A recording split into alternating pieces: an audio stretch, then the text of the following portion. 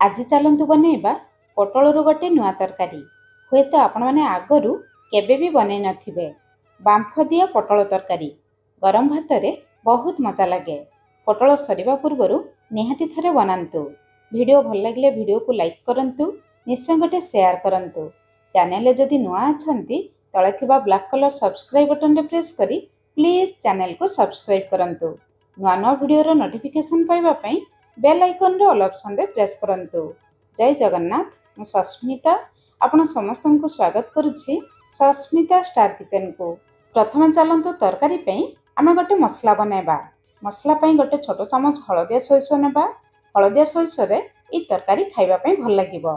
ता सहित आधा छोटो चमच जीरा देबा।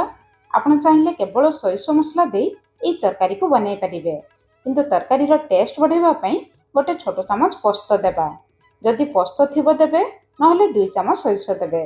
जेहेतु आमे अल्प मसला बाटुछु, प्रथमे सुखिला मसला को सुखिला ग्राइंड करि आनिबा। प्रथमे सुखिला ग्राइंड करी तापरे पानी देई बाटिले मसला चिकन भावरे बाटी जाए।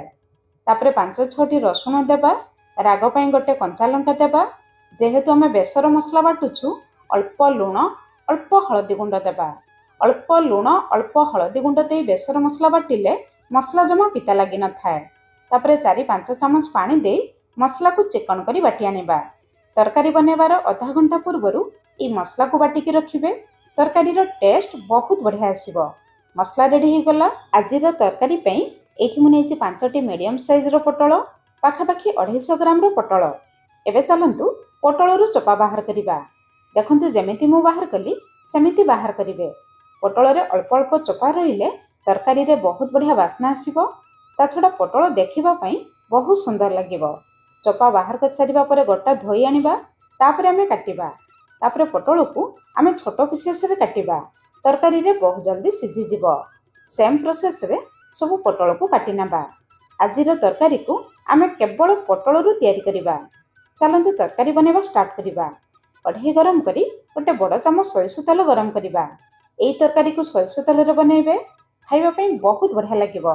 तेल गरम हिजिबा परे काटी रखिथिबा पोटल को देबा। स्वाद अनुसार लुण अल्प हळदी गुंड देबा। तापरे हम पोटल को भाजिबा, किंतु भाजिबा समय रे आउ कवर करिबा दरकार नहीं। सेमिति खोला रखी लो टू मीडियम फ्लेम रे पोटल को पूरा लाल कलर हेला पर्यंत भाजिबा। एमिति लाल कलर हेई गले पोटल भल भाबरे भाजी जिवो आउ भल भाबरे सिझी जिवो। एबे पोटल भाजी रेडी ही गला। बाहर को बाहर करि आनिबा। सेई कढ़ाई रे अल्प तेल देबा। तेल गरम हिजिबा परे गोटे मीडियम साइज रो पियाज रू पाखुड़ा बाहर करिकि देबा। ता सहित गोटे मीडियम साइज रो टमाटो देबा। टमाटो को सेमिति टिके बड़ खंड करी काटिकि देबे। तापरे पियाज आउ टमाटो को देखि अल्प लुण देबा, जहा द्वारा पियाज आउ टमाटो जमा फिका लागिबो नाही। तापरे मीडियम फ्लेम रे केवल 2 मिनिट पर्यंत पियाज आउ टमाटो को आमे हल्का भाजिबा, जहा द्वारा पियाज और टमाटो रो कंचा बासना चली जिवो। तरकारी रे खाइबा पई भल लागिबो, बेसी पड़िबे नाही। एमिति भाजी जिबा परे बाहर को बाहर करि आनिबा। एपटे आम मसला भी रेडी ही जाइछि। चलंतु तरकारी बनेबा स्टार्ट करिबा। आजिर तरकारी पई हमकु गोटे स्टील टिफिन दरकार। टिके बड़ टिफिन नेबे। एमिति टिफिन बॉक्स समस्तଙ୍କ घरे प्राय थाए। तापरे भाजी रखिथिबा पोटल को देबा। भाजी रखिथिबा पियाज और टमाटो को देबा। बाटी रखिथिबा बेसर मसला को देबा। तापरे गिना धोई केवल आधा गिना पाखापाखी पानी देबा। जमा बेसी पानी देबे नहीं। जेतिकी पानी मु देली सेतिकी देबे।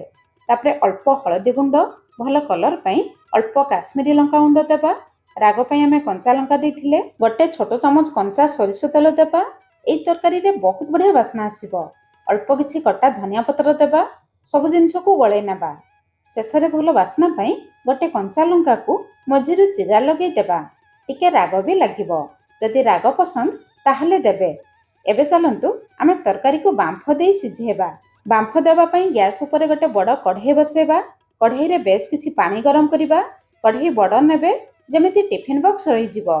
ता भितर गोटे स्टैंड रखिबा। स्टैंड ऊपर टिफिन बॉक्स को रखिबा। तापरे कवर करी मीडियम फ्लेम रे 12 रु 15 मिनिट पर्यंत बांफ देई सिझेबा। 15 मिनिट परे चलंतु चेक करिबा।